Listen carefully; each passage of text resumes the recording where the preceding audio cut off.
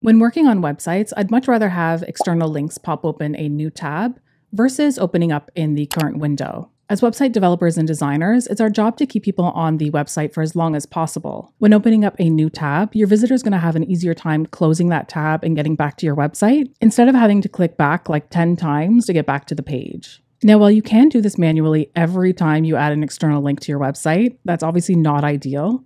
In this WordPress tutorial, I'm going to show you how to add a plugin that automatically opens up every external link in a new tab.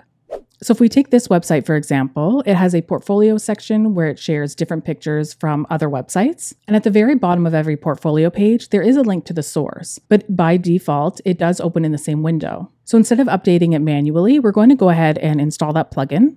We'll head on over to Plugins and Add New. In the top right-hand search field, we're going to enter the word external. And the one that I always use is the external links in new window/new tab by Web Factory Limited. So I'll simply hit the Install Now button. Once it's installed, we can hit the Activate button.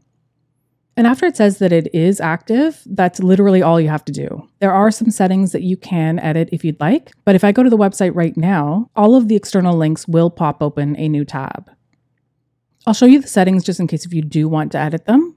All you have to do is go to Settings and then hit External Links. As you can see, there are a couple of settings that you can modify if you'd like.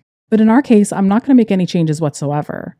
This 2-second plugin install is going to save me tons and tons of time in the future.